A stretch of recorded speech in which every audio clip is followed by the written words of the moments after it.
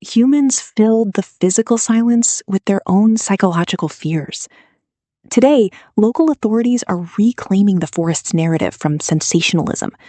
These guidelines from the European Alliance Against Depression prioritize responsible reporting, shifting focus to public health.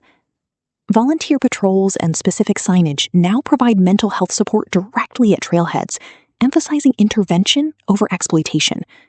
For visitors, the safety instructions are absolute. Stay on the designated trails. The moss layer hides deep, fragile lava tubes and sudden drop-offs. Stepping off the path carries immediate physical risk. Respecting Aokigahara means recognizing it as a deeply sensitive public health zone and a fragile ecological reserve. Aokigahara is an environment defined by persistence. Strip away sensationalism, and the sea of trees is a forest thriving on barren rock, a display of life's stubborn ability to reclaim destroyed earth. Because seeds cannot drive deep roots into solid lava rock, the trees here have adapted. Their roots crawl horizontally, like tentacles across the surface, searching for nutrients in a thin layer of moss. This shallow root system creates a hyper-dense forest structure. The trees grow so tightly together that they form a thick canopy form, choking out the wind and filtering the sunlight into a perpetual twilight.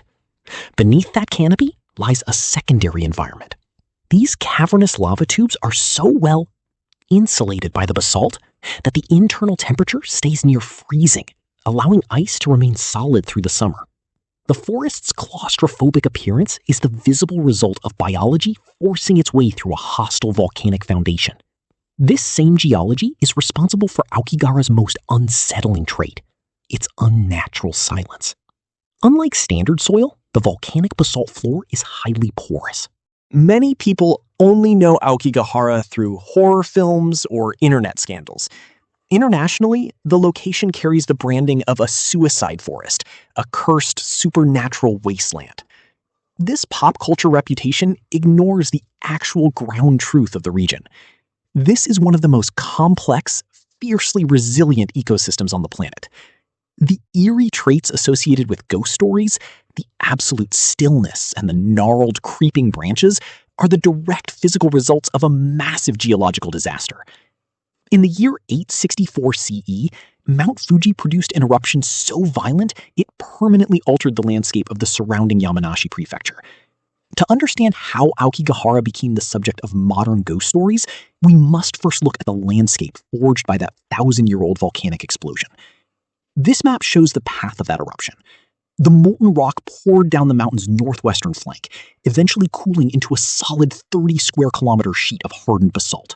When sound waves tiptoe stone, they scatter and dissipate into thousands of tiny cavities trapped in the rock, which effectively absorbs ambient noise rather than reflecting it. Visitors also frequently report navigational failures, with compass needles spinning inexplicably. This is a geological phenomenon.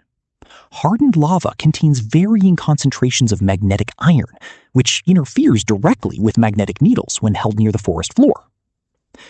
This combination of absolute silence and geographical disorientation birthed centuries of local folklore, including legends of spirits known as yore.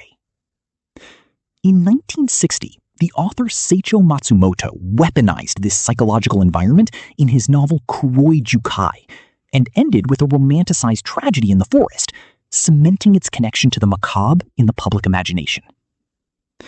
Subsequent literature in the 1990s continued to exploit the unique geography, cementing the forest's reputation as a destination for despair. Aokigahara's dark reputation is a sociological reaction to its unique geology.